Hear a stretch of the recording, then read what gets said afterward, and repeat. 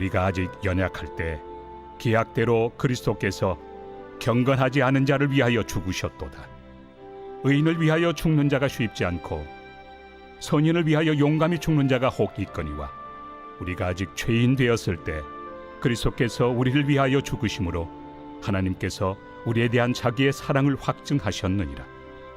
그러면 이제 우리가 그의 피로 말미암아 의롭다 하심을 받았으니 더욱 그로 말미암아 진노하심에서 구원을 받을 것이니 곧 우리가 원수 되었을 때 그의 아들의 죽으심으로 말미암아 하나님과 화목하게 되었은즉 화목하게 된 자로서는 더욱 그의 살아나심으로 말미암아 구원을 받을 것이니라.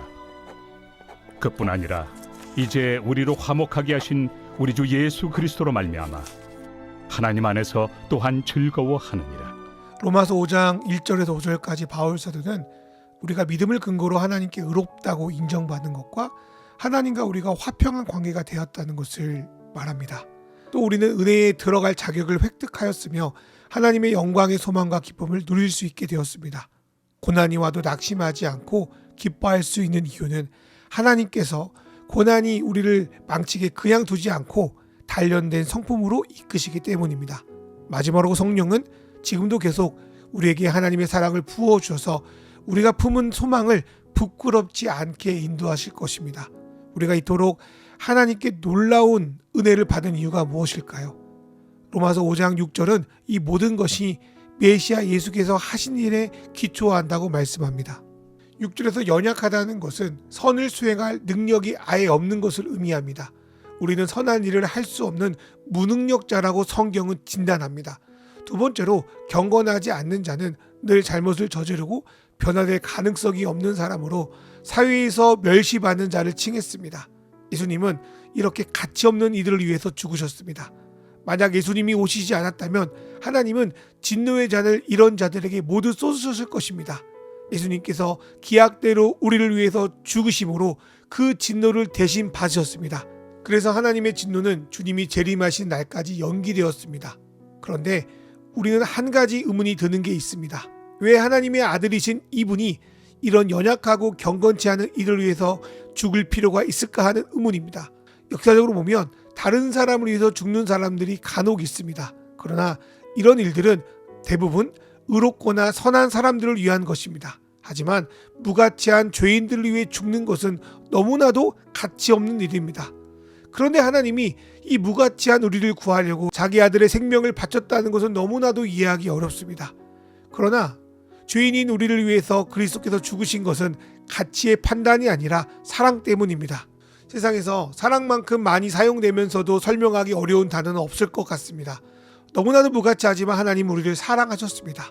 그 사랑이 이 세상을 창조하신 하나님을 가장 무모한 일을 하도록 이끌었습니다. 그것은 자기 아들 그리스도를 십자가에 죽이는 일이었으며 이로써 우리는 하나님의 사랑이 얼마나 큰지를 알게 되었습니다. 말로만 하는 사랑은 사랑이 아닙니다. 사랑은 행동으로 나타납니다. 그 아들 예수를 우리를 위한 생명으로 내놓았다는 것만큼 하나님이 우리를 사랑하신다는 증거가 또 어디 있겠습니까? 이 놀라운 사랑의 대가 지불이 우리를 의롭게 만들었습니다. 하나님께서 이렇게 큰 대가를 지불하고 우리를 의롭다고 하셨는데 나중에 있을 하나님의 진노의 심판에서 우리의 명단이 빠지는 것은 너무나도 당연하고 쉬운 일입니다. 9절과 10절에서 바울 사도는 앞의 내용에 큰 일을 배치하고 뒤의 내용을 작은 일로 배치하면서 이렇게 큰 일도 우리를 위해서 행하신 하나님께서 그 작은 일도 못해주겠냐는 형태로 그리스도께서 우리에게 하신 일이 얼마나 대단한 일인지를 우리에게 계속 말씀하고 있습니다. 10절도 마찬가지입니다. 우리가 원수 되었을 때 그 아들의 죽으심이라는 엄청난 대가를 치르고 하나님이 우리와의 관계를 회복하셨는데 우리가 그분의 부활하신 것처럼 구원에 참여하지 못한 일은 결코 있을 수 없다고 우리에게 말씀하고 있는 것입니다. 바울이 이토록 자신하는 이유는 우리가 믿는 하나님이 영원히 우리의 하나님이시기 때문입니다. 우리를 구원하신 하나님의 보증기간은 영원하십니다.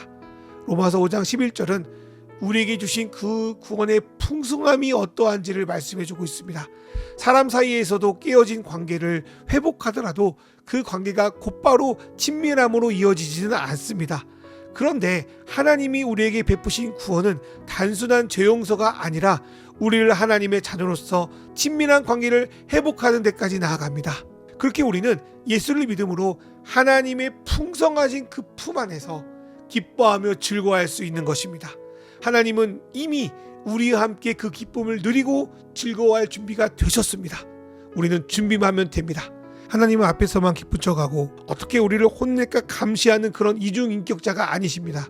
조금만 실수하면 바로 내쳐내겠다고 벼르는 냉혹한 감시자가 아니십니다. 하나님이 그의 아들을 주셨다는 것은 모든 것을 주셨다는 것과 같습니다. 그렇게 우리는 하나님 베푸신 사랑을 받아들임으로 주님과 함께 기쁨과 즐거움을 부끄러움이 아니라 어색함이 아니라 당당하게 누릴 수 있습니다. 우리를 위해 모든 일을 행하신 메시아 예수를 믿고 바라보며 하나님 안에서 즐거워하는 저와 여러분 되시기를 주님의 이름으로 축원합니다. 이 시간 주신 말씀 생각하며 기도로 나아갑니다.